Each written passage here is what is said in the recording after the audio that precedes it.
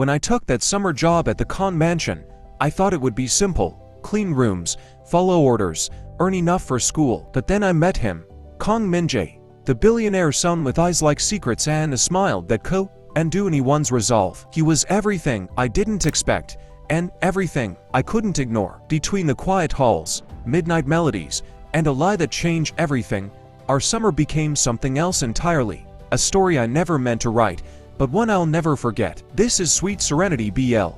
Don't forget to subscribe, like, and share for more heart-stealing stories. When I first saw the mansion, I thought it looked more like a museum than a place where people actually lived. Marble pillars lined the front entrance, tall and perfectly white, glimmering under the Seoul sun. The air smelled like cut grass and wealth, sharp, polished, and far too clean for someone like me.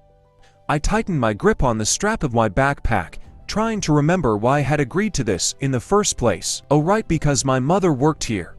She had been the head cook for nearly 6 years, and I'd grown up listening to her stories about the Kang family, the quiet billionaire, his strict wife, and their only son, Minjay.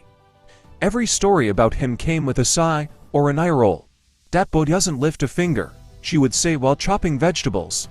"He's either asleep, playing piano, or making trouble." So when she called me last week saying the mansion needed extra staff for the summer and that I had been recommended, I couldn't refuse. It wasn't like I had other plans. University was on break, and my bank account was gasping for air. I just didn't expect my summer job to be this intimidating. The head butler, a tall man in a gray suit, met me at the gate. "Na Jaemin?" he asked. "Yes, sir."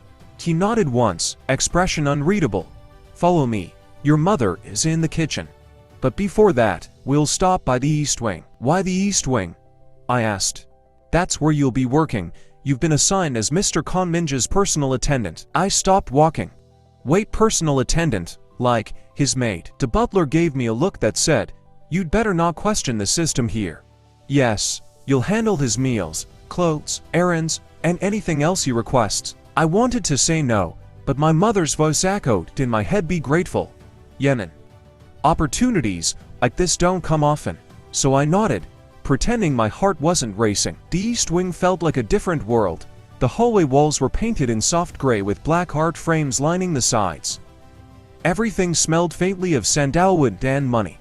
When we stopped in front of a door made of dark oak, the butler knocked once, then opened it. Inside, sunlight poured through floor-to-ceiling windows. A piano stood near the corner, sleek and black like something from a movie, and there he was, Minjay Kang. He sat on the edge of his bed, scrolling through his phone, wearing a loose white shirt that hung lazily off one shoulder. His dark hair was slightly messy, like he'd just woken up, and there was a softness to his face that didn't match the arrogance I expected. Still, his eyes lifted immediately when we entered, and the air shifted. "This is your new personal attendant, Na Jaemin," the butler said. "He'll begin today." Minjay's gaze ran from my head to my shoes, slow and deliberate. Then, he smirked. "He looks too pretty to be a maid." I froze. Was that supposed to be a compliment? A joke? The butler ignored the comment entirely. "Please behave responsibly, Mr. Kang. I'll leave you two to get acquainted." Then he turned and left just like that. The silence that followed was painfully loud. "So," Minjay drawled, setting his phone aside. "You're the cook's son?" I nodded. "Yes, sir." He chuckled. "Don't call me sir. I'm not my father. Call me Minjay." "Okay. Minjay, see?" I corrected awkwardly. He tilted his head. "You're nervous." "I'm not." "You are," he stood, closing the space between us until I could smell his cologne, something clean, like citrus and cedarwood. "Don't worry, I don't bite, unless you mess up my coffee." My jaw tensed, but I bit back the retort. Instead, I looked around the room. "Do you want me to start by cleaning?" He smiled faintly. "No. Sit. I want to talk." That wasn't part of the job description, but refusing didn't feel like an option. I perched on the edge of the sofa while he leaned against the piano, watching me with lazy curiosity. "You're studying?" he asked. "Yes. Sociology." "Interesting. So you like understanding people?" "I guess so." "Then maybe you'll understand me," he said, almost under his breath. Something flickered in his expression, something fragile, hidden behind the playfulness. But before I could ask what he meant, he straightened up and grinned. "Anyway, I'll warn you now, I'm not easy to manage. My last attendant quit after 2 days. Why'd? He shrugged, said I was too much trouble. I could believe that. The first star with Minjay was strange. He didn't actually ask me to clean anything.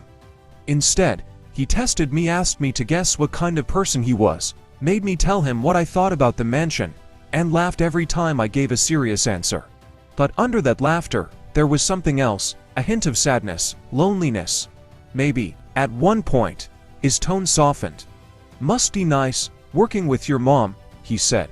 At least someone sees you. I frowned. What do you mean? He looked away. Nothing. Then he smiled again.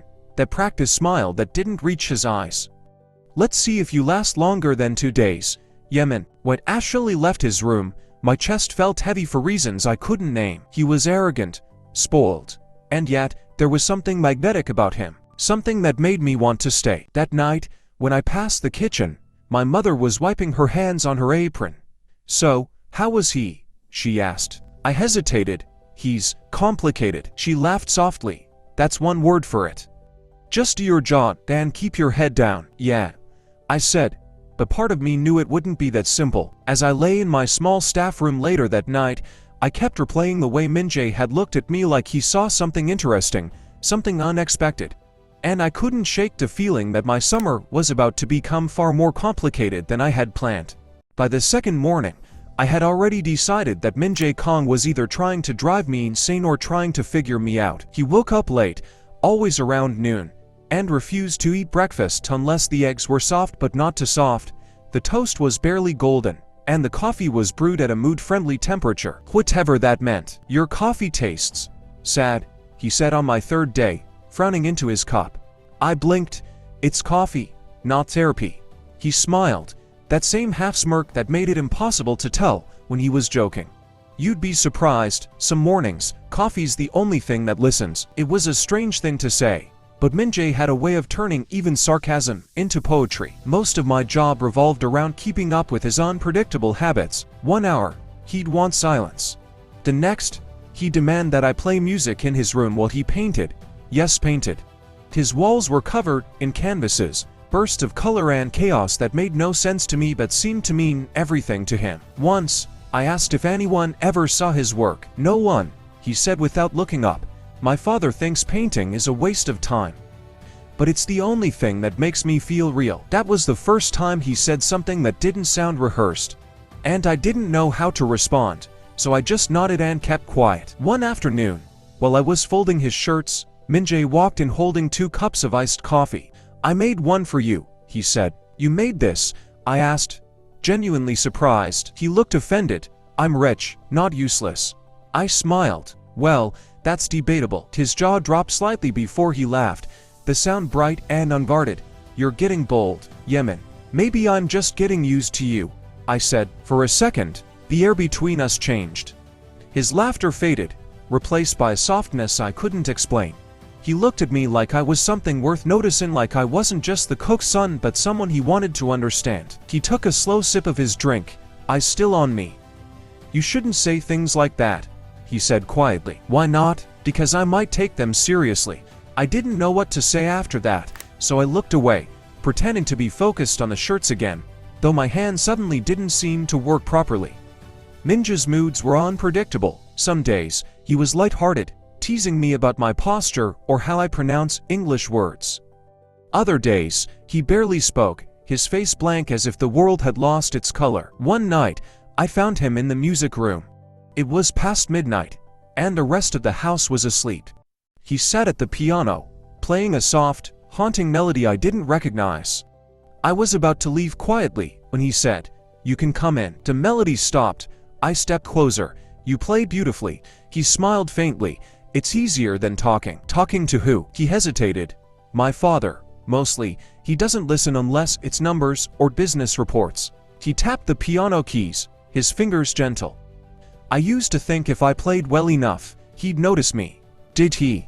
He looked up at me, eyes shimmering under the dim light. "No, but you did." I froze. For a second, I thought I misheard him. "What do you mean?" He stood slowly, closing the piano lid. "Nothing. Forget it." He walked past me, brushing my shoulder slightly. The contact sent a shiver down my arm that I tried to ignore. But long after he left, that melody stayed in my head and so did his words. The next morning, the mansion buzzed with tension. I heard whispers among the staff. The chairman Minjae's father had returned unexpectedly from a business trip. When I brought Minjay his lunch, he was pacing his room, running a hand through his hair. "He's downstairs," he muttered, probably ready to lecture me for existing. I didn't know what to say, but I set the tray down quietly. Then his father's voice echoed from the hallway. "Minjay." Minjay stiffened. His father appeared in the doorway, tall, perfectly dressed, eyes cold as glass. "So this is what you do all day," Mr. Kang said, scanning the room. "Tainting, sleeping, flirting with staff." My stomach twisted. "Don't talk to him like that," Minjay snapped. "Oh." His father's gaze landed on me. "And who are you?" He's my personal attendant," Minjay interrupted, stepping slightly in front of me. "And he's not the problem here." The older man exhaled sharply. "You never change." Then he turned to leave. "Pack your things. We're going to the beach house this weekend. Maybe a change of air will fix your attitude." When he was gone, Minjay's shoulders slumped. "I'm sorry you had to see that," he said quietly. "It's fine," I murmured. "Parents can be complicated." He glanced at me. "You sound like you know." "I do." Something passed between us, then a silent understanding, like two people recognizing the same wound in each other. That night, as I carried his luggage to the car for the trip, he stopped me by the door. "Jaemin," he said softly, "about what happened earlier, thank you." "For what?" "For staying." He smiled, a real one this time, warm and tired. "You're the first person in this house who ever looked at me like I'm not just the billionaire son." My chest tightened. I didn't answer, but I didn't need to. The way he looked at me said everything. As the car pulled away from the mansion toward the beach house, I stared out the window, wondering what I had just stepped into. Somewhere between coffee and chaos, something had changed between us, and I wasn't sure if I was ready for what came next, but I knew I wanted to find out. The air at the Kang family's beach house smelled like salt and memories. It stood on the edge of a private coastline in Jeju, a sprawling glass and stone structure overlooking the restless ocean. The waves crashed below like applause for a play I wasn't sure I wanted to star in. We arrived on a Friday afternoon. The household staff had already prepared everything, and the house hummed with quiet luxury, smooth jazz, soft lighting, and the occasional sound of the sea brushing against the deck. Minjay was unusually quiet the whole ride there. He'd sat by the window, sunglasses on, head tilted toward the ocean. When we arrived, he turned to me with a small smile. "Welcome to my second prison," he said dryly. I chuckled. "Beautiful view for a prison." He smirked. "Beauty doesn't mean freedom." Jaemin. Something about the way he said my name made it sound softer, like a secret he wasn't supposed to say out loud. That night, a few of Minjay's friends arrived, sons of wealthy families, all perfectly dressed and perfectly bored. They carried the kind of arrogance money breeds, tossing compliments and insults like coins. One of them, a tall boy with a piercing smile, nudged Minjay. "So, who's your new shadow?" Minjay didn't even blink. "My boyfriend." The room went silent for half a heartbeat. My mouth opened, but no words came out. "Boyfriend?" Another friend laughed. "You're joking." Minjay just took a sip of his drink, eyes glinting with mischief. "Does it look like I'm joking?" I could feel every stare burn into me. My pulse thundered in my ears. I wanted to protest, to correct him, but his gaze stopped me. There was something in his eyes, something like, "Please, just play along." So I did. I smiled awkwardly and said, "Nice to meet you." They all laughed, brushing it off as one of Minjay's jokes, and the night went on. But every time our eyes met, I could tell Minjay wasn't laughing. There was a heaviness beneath the act, something I didn't yet understand. Later, when the others went to sleep, I found him outside on the deck, sitting cross-legged near the railing, the ocean wind tugging at his hair. "You didn't have to say that," I said quietly, stepping beside him. He looked out at the waves. "I know. But it worked, didn't it?" They stopped asking questions. "Still, why me?" He turned his head toward me. "Because you're the only person who doesn't treat me like a Kang." For a while, we just listened to the sound of the sea. The moonlight painted his face in shades of silver, and I realized he looked tired. Not the kind of tired sleep fixes, but the kind that comes from pretending too long. "My father wants me to take over the company," he said suddenly. "He says everything I love is useless. Music, painting, freedom, all of it. I hate that he might be right." "He's not," I said firmly. He gave a small, Bitter laugh. You say that like it's easy. It's not, but you're still you, Minjay.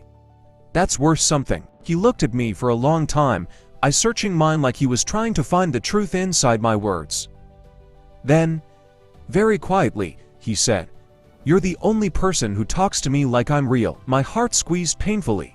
That's because you are real. The silence between us deep and gentle, electric, dangerous. He stood up slowly and took a step closer until we were inches apart. The sea wind was cold, but his gaze burned. "You know what's funny?" he murmured. "You came here for a summer job.